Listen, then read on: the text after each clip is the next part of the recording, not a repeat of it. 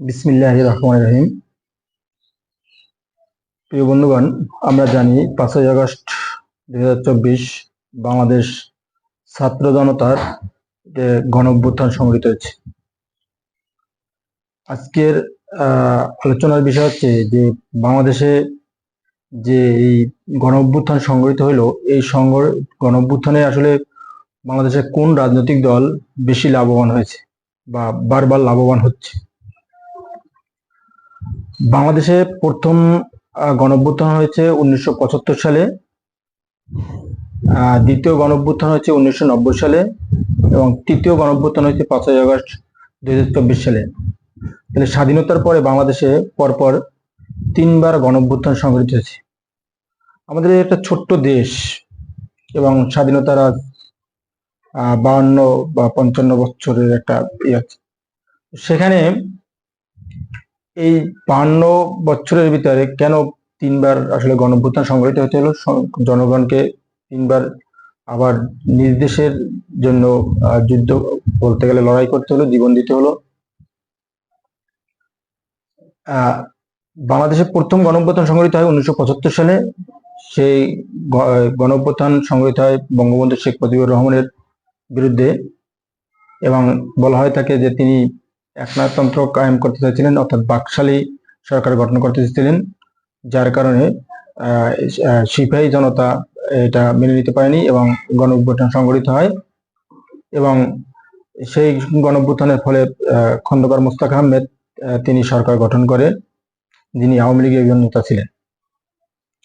এবং এর পরবর্তীতে দেখা যাচ্ছে যে জেনারেল জিয়াউর রহমান তিনি ক্ষমতায় আসেন, রাষ্ট্রপতি হন এবং পরবর্তীতে তিনি সরকার গঠন করে। এরপরে 1990 সালে আবার দ্বিতীয়বার গণঅভ্যুত্থান সংঘটিত হয়। সেখানে বাংলাদেশের বিভিন্ন রাজনৈতিক দল, প্রায় সবগুলো রাজনৈতিক দল একত্রিত হয়ে স্বৈরাচার এরশাদের বিরুদ্ধে আন্দোলন গড়ে তোলে এবং স্বৈরাচার এরশাদ তিনি পিছু হটতে বাধ্য হন এবং গণঅভ্যুত্থান সংঘটিত হয়। এবং এই গণঅভ্যুত্থানের পরে 91-তে যে নির্বাচন হয়, সেই নির্বাচনে বিএনপি বাংলাদেশের জাতীয়বাদী দল তারা সরকার গঠন করে। হ্যাঁ, তো এখানে একটা বলা বিষয় দরকার যে 1990 সালে গণঅভ্যুত্থানে কিন্তু আওয়ামী লীগ এবং বিএনপি তারা একত্রিত হয়ে এই স্বৈরাচার এরশাদের বিরুদ্ধে আসলে আন্দোলন করে, কিন্তু সেখানে গিয়ে দেখা যাচ্ছে আওয়ামী লীগ সরকার গঠন করতে পারে না, সরকার গঠন করে বিএনপি। কারণ কি?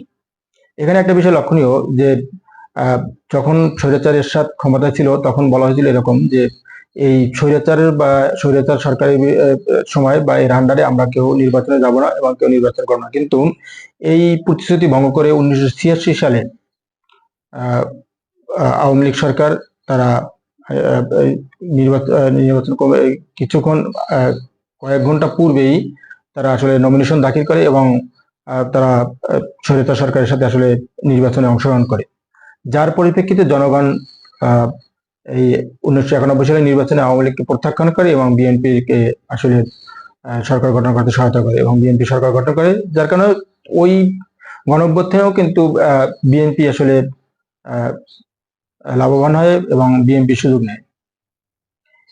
তো এরপরে ওই আন্দোলনের সময় কিন্তু খালেদা জিয়া এবং শেখ হাসিনা তারা একসাথে আন্দোলন করছিল এবং খালেদা জিয়া কিন্তু নেতা হয়ে ওঠার পিছনে ওই আন্দোলনটাই মুখ্য ভূমিকা পালন করে এবং তিনি তখন ওই আন্দোলনের সামনে থেকে নেতৃত্ব দেন এবং এই কারণে তাকে বলা হয় যে তিনি আপসীন